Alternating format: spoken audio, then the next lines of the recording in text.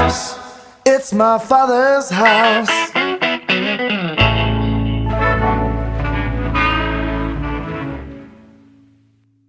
Alright, so let's go ahead and go through a typical stability ball workout that I do. So we'll start sitting on the ball, making sure that your back is straight and your heels are dug into the ball to help you balance. And from there, we'll take 1 foot off the ball, keep it nice and straight, and then 2. As you feel comfortable with the 1 foot, then you can go to the double. You don't have to go to the double foot right away. And you'll notice that I'm not perfectly still. That's okay. It's part of the fun of the stability ball. You're always slightly moving a little bit. And now I'm going to be walking my heels up on the edges of the ball. The higher you go, the more difficult it becomes. So feel free to find somewhere in the middle of maybe where I'm at and where you started to start working at it, and then from there you can go get a little bit higher.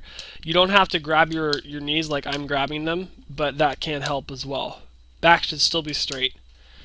From there, try to take 1 foot out. This is prepping you for both feet out, which will come in a minute.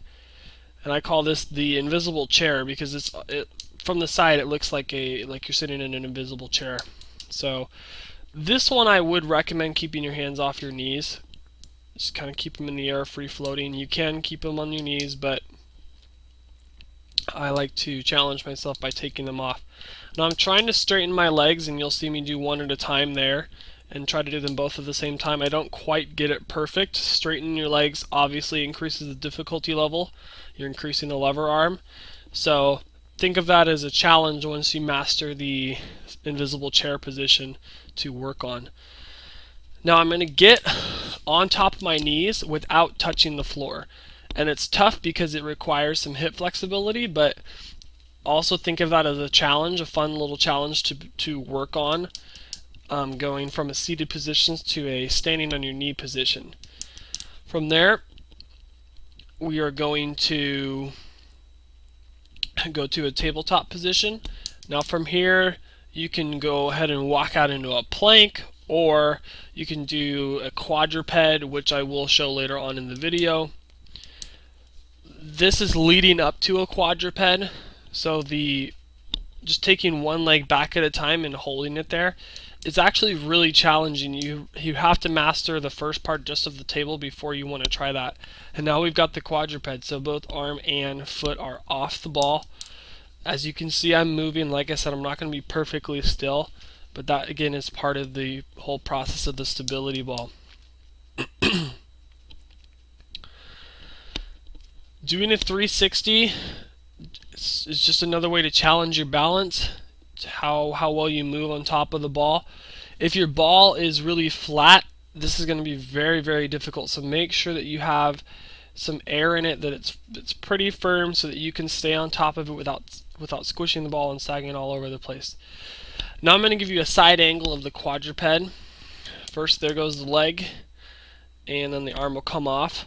Now you'll notice that my knee is not directly under my hip. That's okay. If I was on the ground, I would correct that, but on the ball, you have to shift your weight a little bit anyways, so it's going to end up looking a little bit like that. Now I'm going to walk out on the ball, moving it across the floor. It's kind of a two-part movement. You have to walk it with your hands and then shift your knees after the fact. So you don't want to do those first. Now knees are propelling it in reverse, and then the hands are following. So you can go forward, backwards, sideways with that one. Have fun, experiment, see what you can do, see what you can't do. Try not to do it next to a spin bike like I'm doing that. I feel comfortable in what I can and can't do. So if I fell off, that wouldn't be something that I would recommend someone to do because of the inherent danger. And then that last one was just a plank walkout. Again, the stability ball is a huge resource. Try to use it as much as possible.